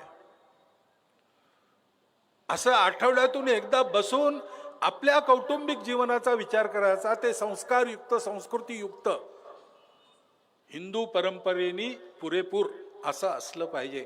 याचा प्रयत्न सगळ्यांनी मिळून करायचा. पर्यावरणाच्या गोष्टी आपण करतो, आपण पाण्याचा उपयोग काटकसरीने करायचा. पाणी बचाव, प्लास्टिक हटाओ और पेड़ लगाओ, असं सूत्र आहे. सिंगल यूज प्लॅस्टिक कमीत कमी घराच्या वापरात ठेवायचं नाही. जे आलंय त्याचं काय करायचं त्याच्याकरता काही उपाय आहेत. पाण्याची गळती थांबवायची, पाणी वाचवायचं, पाणी जपून वापरायचं. पाण्याच्या बचतीची किती आवश्यकता आहे तुम्हाला सांगायची आवश्यकता नाही. तुम्ही जाणता, अनुभव घेता तुम्ही त्याचा. त्यामुळे कुठे नळ टपकतो आहे लगेच तो दुरुस्त झाला पाहिजे. एका बादलीत 1.5 बादलीत चांगलं स्नान होऊ शकतं, तसं झालं पाहिजे. हे सगळं करायच्या लहान लहान गोष्टी आहेत. आणि जिथे करता येईल तिथे हिरवळ केली पाहिजे. घराच्या अंगणात भाजीपाला उगवला पाहिजे. विषमुक्त अन्न आपल्याला मिळेल.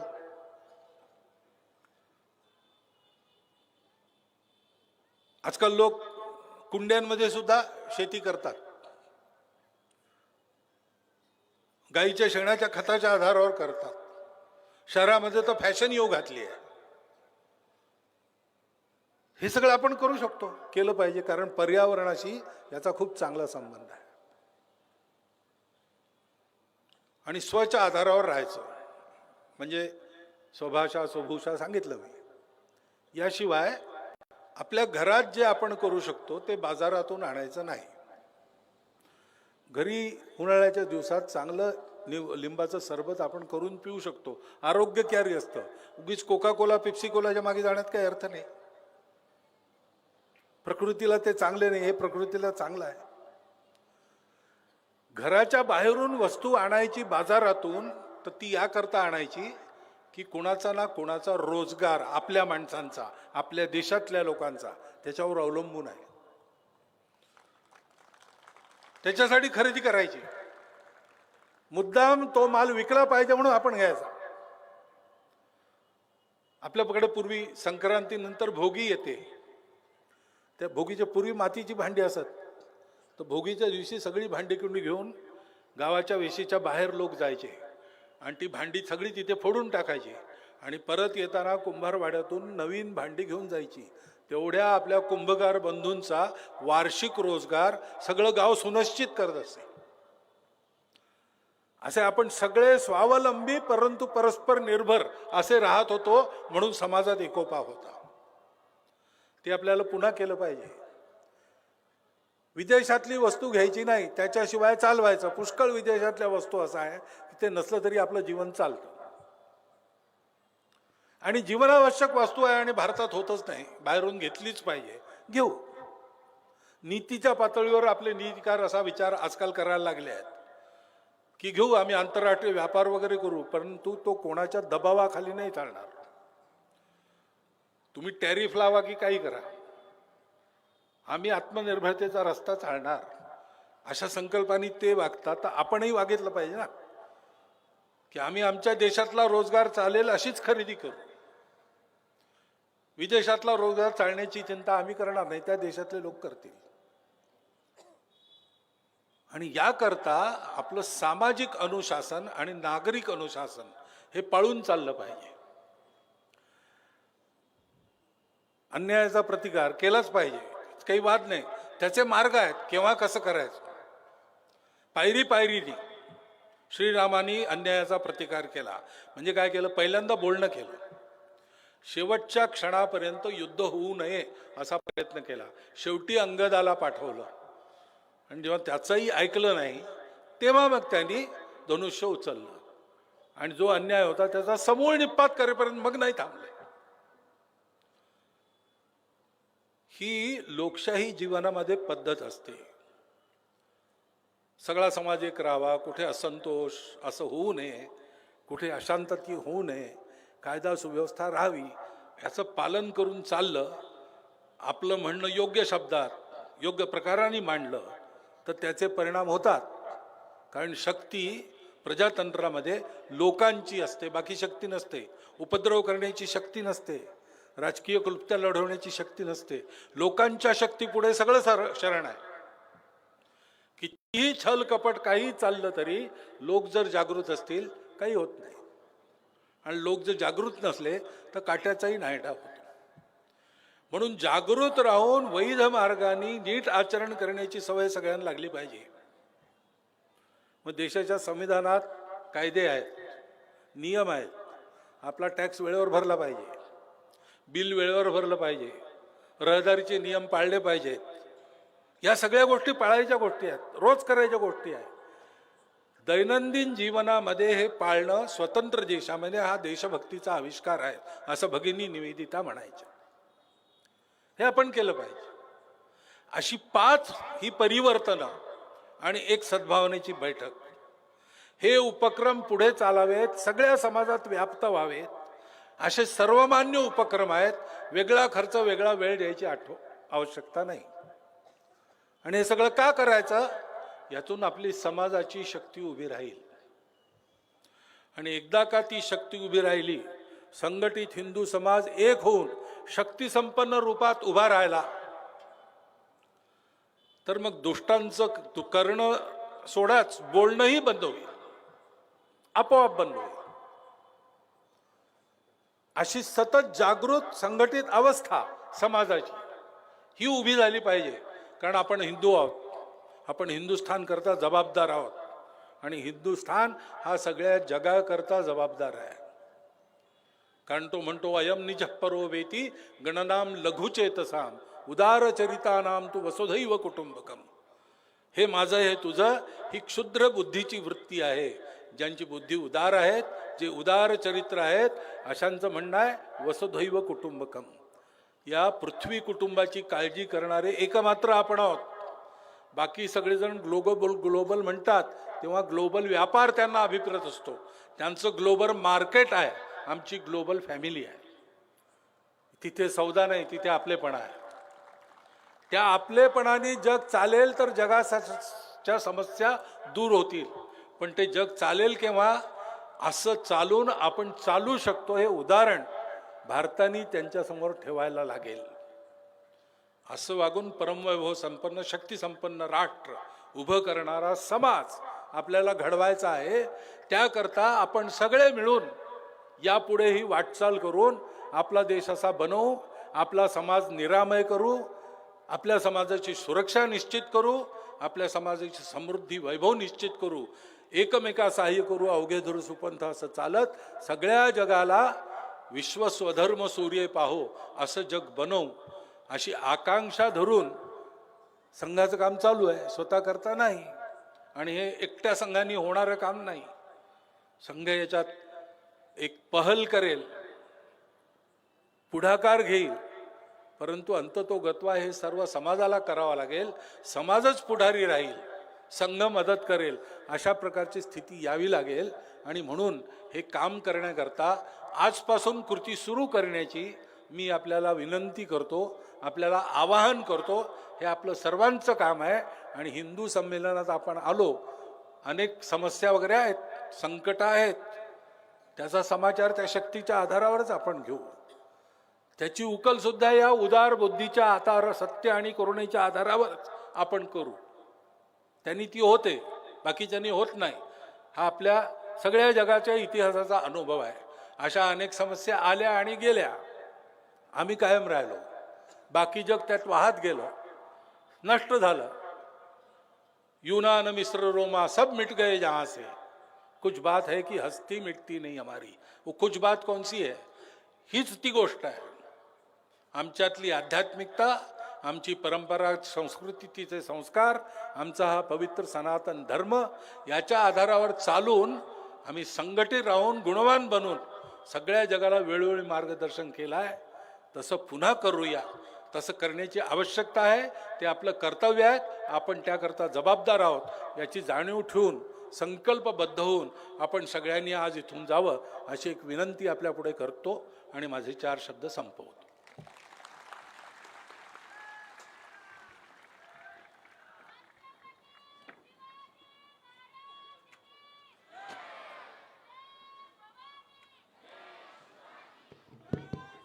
आपण आता कार्यक्रमाची शेवट हे पसायदानाने करणार आहोत. तर आपण पसायदानाने कार्यक्रमाचा शेवट करूया. त्यानंतर आपल्याला भोजनाची व्यवस्था केलेली आहे. आपण दक्षिण उत्तर आपली जी दिशा आहे त्या दिशेला असं पंक्तीमध्ये बसायचं आहे. आणि मधलं ब्लॉक नंतरचा जो रस्ता आहे तिथं आपण ट्रॅक्टर आपलं येणार आहे वाढण्याचं, तर तो जागा मधला फक्त सोडून द्यायचा आहे. तर आपण आता पसायदान घेऊयात. पसायदानाने कार्यक्रमाचा शेवट होईल.